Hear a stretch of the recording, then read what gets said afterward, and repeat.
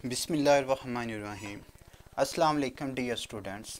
आज हम लोग सेकंड ईयर फिज़िक्स का लेक्चर नंबर 4 स्टार्ट करने जा रहे हैं और आज के हमारे टॉपिक का नाम है इलेक्ट्रिक फ्लक्स। इलेक्ट्रिक फ्लक्स को हम लोग दो अल्फाज के अंदर कुछ इस तरह डिवाइड कर सकते हैं कि इलेक्ट्रिक का मतलब है इलेक्ट्रिक फील्ड लाइंस और फ्लक्स हमारे पास एक लैटिन वर्ड है और जिसका मतलब होता है टू फ्लो। तो इलेक्ट्रिक फ्लक्स का मतलब है कि किसी भी हमारे पास एरिया में से जो नंबर ऑफ लाइंस पास कर रही होती हैं, इलेक्ट्रिक फील्ड लाइंस पास कर रही होती हैं, उसको क्या कहते हैं? हम लोग इलेक्ट्रिक फ्लक्स कहते हैं। ये बिल्कुल उसी तरह है कि हम लोग एक पाइप लेते हैं और उस पाइप में से जो पानी गुजर रहा होगा वो उस पाइप का क्या कहलाएगा? Water flux. सिमिलरली एक विंडो है और उस विंडो में से जो हवा गुजर रही होगी उस हवा के गुजरने को या उस हवा के फ्लो को हम लोग क्या कहेंगे? एयर फ्लक्स कहेंगे। तो इलेक्ट्रिक फ्लक्स की डेफिनेशन अगर हम लोग डिफ़ाइन करें या इसका फिज़िकल मीनिंग देखें तो इसको हम लोग डिफ़ाइन करते हैं number of electric lines passing through an area element is called electric flux. इस फिज़िकल मीनिंग को समझने के लिए हम लोग एक डायग्राम को समझते हैं। सपोज करते हैं कि हमारे पास दो एरिया एलिमेंट्स हैं, एक एरिया एलिमेंट ए है और दूसरा एरिया एलिमेंट बी है। दोनों का एरिया सेम है, लेकिन अगर हम लोग देखें तो हमारे पास जो एरिया एलिमेंट ए है इसमें से जो नंबर ऑफ़ लाइंस पास कर रही हैं वो कितनी है? वो हैं 4। तो इसका इलेक्ट्रिक फ्लक्स होगा 4। और अगर हम लोग इसकी बात करते हैं जो हमारे पास एरिया एलिमेंट बी है तो इसमें से पास करने वाली लाइंस कितनी हैं? 2। तो इसका फ्लक्स कितना होगा? 2। मतलब किसी भी एरिया एलिमेंट में से जितनी भी लाइंस गुजरेंगी, इलेक्ट्रिक फील्ड लाइंस गुजरेंगी, वो उसका क्या कहलाएगा? वो उसका इलेक्ट्रिक फ्लक्स कहलाएगा। इसको हम लोग, इसकी एक और डेफिनेशन है जिस डेफिनेशन को हम लोग क्वांटिटेटिव डेफिनेशन कहते हैं। मतलब हम लोग इसको मैथमेटिकली लिखेंगे और इसको हम लोग डिफ़ाइन करते हैं scalar product of electric field intensity and vector area is called electric flux. Electric field intensity को हम लोग डोनेट करते हैं ई के साथ और वेक्टर एरिया को डोनेट करते हैं हम लोग ए के साथ। तो इसका फार्मूला है हमारे पास phi E. E stand for electric flux. तो ये हमारा इक्वल है dot product of electric field intensity and area vector. और डॉट प्रोडक्ट को अगर हम लोग ओपन करते हैं तो डॉट प्रोडक्ट बराबर होता है ई ए कोज ऑफ थीटा। अब यहाँ पे थीटा क्या है? थीटा एंगल है हमारा, लेकिन ये एंगल किसके दरमियान है? Angle between E electric field intensity and area vector A, vector area A. अक्सर स्टूडेंट्स जो होते हैं वो कंफ्यूज हो जाते हैं वेक्टर एरिया और एरिया के दरमियान। तो ये बहुत इंपॉर्टेंट है इस टॉपिक को समझने के लिए। तो हम लोग पहले डिफ़ाइन करते हैं कि ये हमारे पास जो वेक्टर एरिया है ये बेसिकली होता क्या है। वेक्टर एरिया को डिफ़ाइन किया जाता है, एक तो बात है कि ये वेक्टर है और वेक्टर में हमें पता है कि दो चीज़ों को का हमें पता होना चाहिए। एक तो वेक्टर की क्या होती है? मैग्नीट्यूड। और दूसरी वेक्टर की क्या होती है? डायरेक्शन होती है। तो इसका मतलब है कि जो वेक्टर एरिया है इसको हम लोगों ने इस तरह डिफ़ाइन करना है कि हम लोग इसकी मैग्नीट्यूड के बारे में बताएं और इसकी हम लोग क्या बताएं? डायरेक्शन के बारे में बताएं। तो a physical quantity whose magnitude is equal to area of the surface and direction is along outward normal। अच्छा, इस डेफिनेशन को समझने के लिए सपोज करें कि हमारे पास ये एक डायग्राम है, कोई भी हमारे पास एक सरफेस है या कोई हमारे पास एरिया एलिमेंट है। अगर इसका मैं एरिया निकालता हूँ तो किसी भी सरफेस का एरिया निकालने के लिए क्या करते हैं कि उसकी दो साइड्स को मल्टीप्लाई कर दें, वो इसका क्या आ जाएगा? एरिया। तो इसका जो एरिया होगा वो वेक्टर एरिया की क्या होगी? मैग्नीट्यूड होगी। और अगर हम लोग इस सरफेस के ऊपर एक वेक्टर ड्रा कर देते हैं, हमारे पास ये आउटवर्ड नॉर्मल। नॉर्मल का मतलब है जो सरफेस के साथ कितना एंगल बना रहा हो? जो सरफेस के साथ 90 डिग्री का एंगल बना रहा हो। तो ये हमारे पास जो यूनिट वेक्टर है ये किसकी डायरेक्शन बताएगा? ये हमें वेक्टर एरिया की डायरेक्शन बताएगा।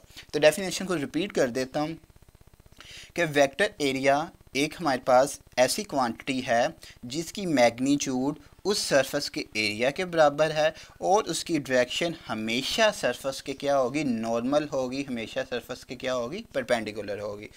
अब हम लोग क्या करने जा रहे हैं? हम लोग कुछ केसेस पढ़ने जा रहे हैं। उस केसेस को पढ़ने से पहले हम लोग ये देखते हैं कि हमारे पास जो इलेक्ट्रिक फ्लक्स है ये किन चीज़ों पे डिपेंड करता है। इलेक्ट्रिक फ्लक्स हमारे पास इसकी डिपेंडेंस 3 चीज़ों पे होती है, वो हम लोगों ने यहाँ पे भी देख लिया है कि हम लोगों ने ये देखा है कि हमारे पास 2 सरफेस हैं या 2 वेक्टर 2 एरिया एलिमेंट्स हैं, दोनों का जो इलेक्ट्रिक फ्लक्स है वो क्या है, डिफरेंट है। ए का हम लोग देखते हैं 4 है और बी का कितना है 2। इसकी वजह क्या है, क्योंकि दोनों की जो हम लोग देख रहे हैं कि ओरिएंटेशन डिफरेंट है, ए हमारा यहाँ पे बढ़ा हुआ है, बी यहाँ पे बढ़ा हुआ है। तो इसका मतलब है इलेक्ट्रिक फ्लक्स एक तो डिपेंड करता है कि हम लोग जो सरफेस ले रहे हैं उसकी ओरिएंटेशन क्या है, वो कहाँ पे बढ़ा हुआ है। दूसरा, अगर मैं क्या करता हूँ कि ए का एरिया में ज़्यादा कर देता हूँ तो क्या होगा कि ए में से ज़्यादा लाइंस पास करना शुरू कर देंगे, बी का एरिया हम लोग कम कर देंगे तो बी में से और क्या हो जाएंगी, कम लाइंस पास करना शुरू कर देंगे। तो दूसरा इसका मतलब है ये डिपेंड करता है कि हमारे पास इन सरफेस का एरिया क्या है।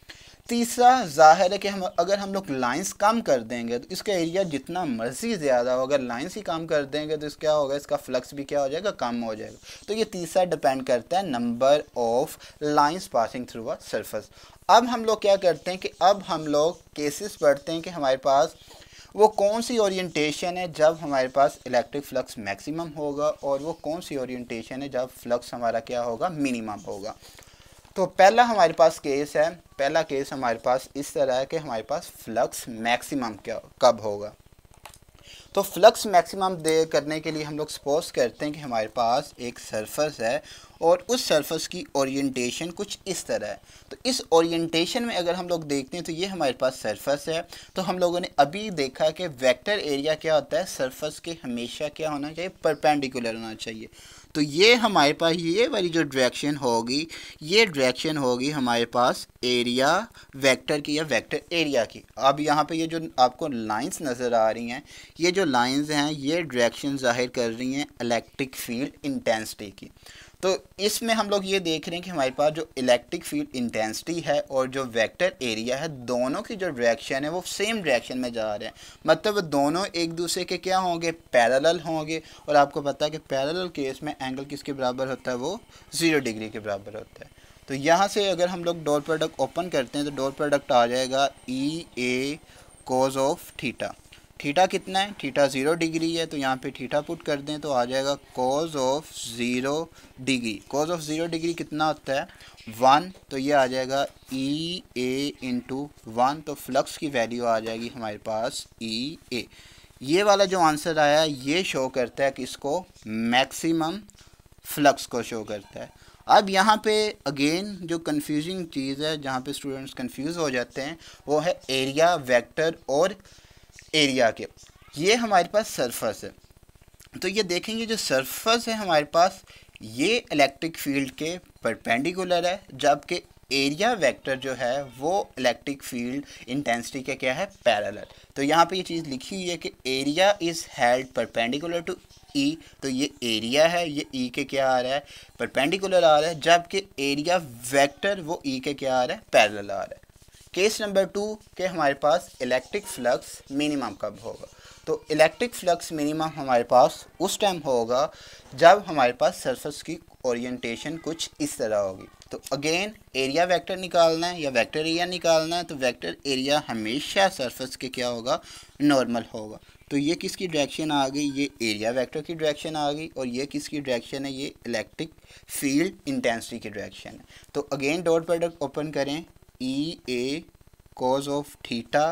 तो ये हमारे पास इलेक्ट्रिक फील्ड इंटेंसिटी की डायरेक्शन है, ये एरिया वेक्टर की डायरेक्शन है। तो दोनों एक दूसरे के क्या आ रहे हैं, तो हम लोग यहाँ पे देखें तो दोनों एक दूसरे के परपेंडिकुलर आ रहे हैं, 90 डिग्री होगा यहाँ पर।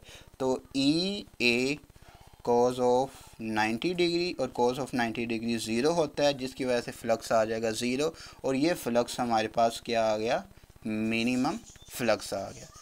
तो इसका मतलब ये हुआ कि हमारे पास फ्लक्स मिनिमम उस टाइम होगा जब एरिया या सरफेस इलेक्ट्रिक फील्ड इंटेंसिटी के पैरेलल होगी, जबकि वेक्टर एरिया इलेक्ट्रिक फील्ड के क्या होगा, परपेंडिकुलर होगा।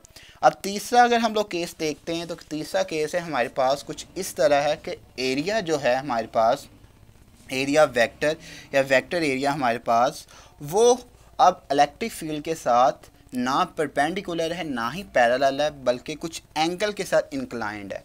तो ये सपोज करें कि हमारे पास एक सरफेस है, अब इस सरफेस का जो एरिया वेक्टर होगा अगेन वो क्या होगा, वो इस सरफेस के क्या होगा, नॉर्मल होगा, परपेंडिकुलर होगा। तो ये किसकी डायरेक्शन आ गई, ये वेक्टर एरिया की डायरेक्शन है। ये किसकी डायरेक्शन है, ये इलेक्ट्रिक फील्ड इंटेंसिटी की डायरेक्शन है। सेम इसी तरह हम लोग ये भी इलेक्ट्रिक फील्ड इंटेंसिटी कह देंगे। इस एरिया वेक्टर को अगर हम लोग इसके कंपोनेंट्स में डिवाइड करते हैं तो ये ए साइन थीटा, ये ए कोस थीटा आ जाएगा। और हम लोगों ने डॉट प्रोडक्ट पढ़ा हुआ है फर्स्ट ईयर में, तो डॉट प्रोडक्ट बराबर होता है magnitude of first vector and projection of second vector on first vector. तो यहाँ पर हमारे पास हम लोग देख रहे हैं कि फर्स्ट वेक्टर सेकंड वेक्टर की जो फर्स्ट वेक्टर पे प्रोजेक्शन है वो आ रही है ए कोस ऑफ थीटा। तो ये हमारे पास क्या आ गया, इलेक्ट्रिक फ्लक्स आ गया, जब हमारे पास वेक्टर एरिया इलेक्ट्रिक फील्ड के साथ क्या होगा, कुछ एंगल पे पड़ा होगा। इंक्लाइन का मतलब होता है थोड़ा तिरछा होके पड़ा होना हमारे पास, जिसमें प्रॉपर एंगल जो है ना वो ना तो हमारे पास परपेंडिकुलर आ रहा हो, ना ही एंगल हमारे पास क्या आ रहा हो, एंगल हमारे पास वहाँ पर 90 डिग्री आ रहा हो। दूसरा, अगर हम लोग यहाँ से इलेक्ट्रिक फील्ड इंटेंसिटी हम लोग इलेक्ट्रिक फ्लक्स का यूनिट निकालेंगे तो यूनिट निकालना यहाँ से इजी है। इलेक्ट्रिक फील्ड इंटेंसिटी का यूनिट होता है न्यूटन पर कूलम और एरिया का यूनिट होता है मीटर स्क्वायर। तो इलेक्ट्रिक फ्लक्स का यूनिट हो जाएगा न्यूटन पर कूलम मीटर स्क्वायर। तो आज हम लोगों ने जो टॉपिक पढ़ा है वो है इलेक्ट्रिक फ्लक्स का टॉपिक पढ़ा है। और इलेक्ट्रिक फ्लक्स का टॉपिक इस चैप्टर के लिए बहुत इंपॉर्टेंट है। अगर आप लोगों को यहाँ पे वेक्टर एरिया के बारे में आप लोग कंफ्यूज ना हो, अगेन मैं वेक्टर एरिया को रिपीट कर देता हूँ कि वेक्टर एरिया हमारे पास एक वेक्टर होता है और उसकी मैग्नीट्यूड सरफेस के एरिया के बराबर होती है और उसकी डायरेक्शन हमेशा सरफेस के क्या होती है, परपेंडिकुलर होती है, नॉर्मल होती है। तो आज के लिए इतना काफ़ी है स्टूडेंट्स। अल्लाह हाफिज़।